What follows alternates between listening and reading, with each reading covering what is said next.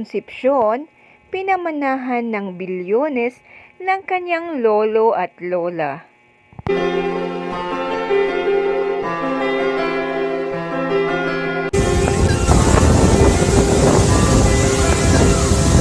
Idinetalye na umano sa wakas ng dating actress na si Casey Concepcion, ang mga naiisip niyang dahilan, bagay na siyang maaaring nagudyok sa lolo at lola niya, na pamanahan siya ng kanilang naipong kayamanan, bunga ng labis na pagsusumikap nila sa buhay noon.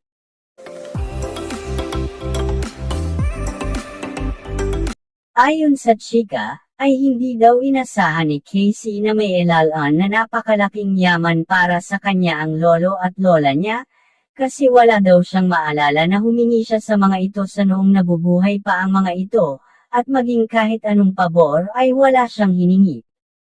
Malaki umano ang posibilidad na isa ang pagkakabroken ng family ni Casey sa dahilan, kaya napagkasunduan ng lolo at lola niya na ilagay ang pangalan niya, na siyang tatamasa sa kanilang maiiwang kayamanan balang araw.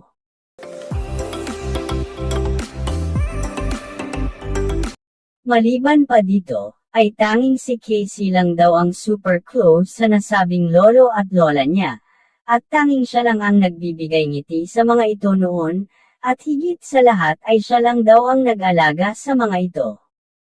Ayon pa sa kwento ng ilang netizens, ay maaaring ang pagbuhos din ng maraming oras ni Casey noon sa lolo at lola niya, ang siyang nagustuhan nila sa nasabing apo, bagay na hindi nagagawa umano ni Sharon Cuneta na siyang anak nila. Siguro ay nakikita daw ng lolo at lola ni Casey, na mas kakailanganin niya ang kayamanan balang araw,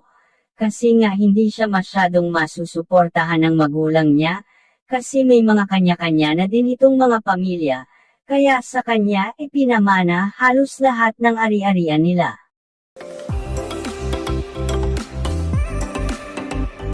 Siguro din ay nakikita ng mga ito na mas deserve ni Casey ang mana, kasi siya ang nagbibigay ng lakas sa kanila noon, at siya lang daw ang masyadong naglaan ng oras para sa kanila, at mas pinipili silang buhusan ng totoong pagmamahal ng isang pamilya.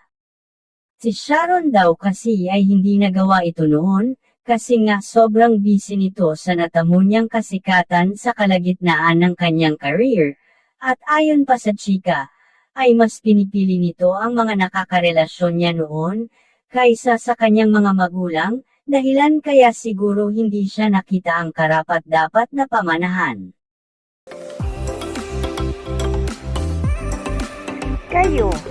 ano sa tingin nyo? Thank you for watching, and please don't forget to subscribe.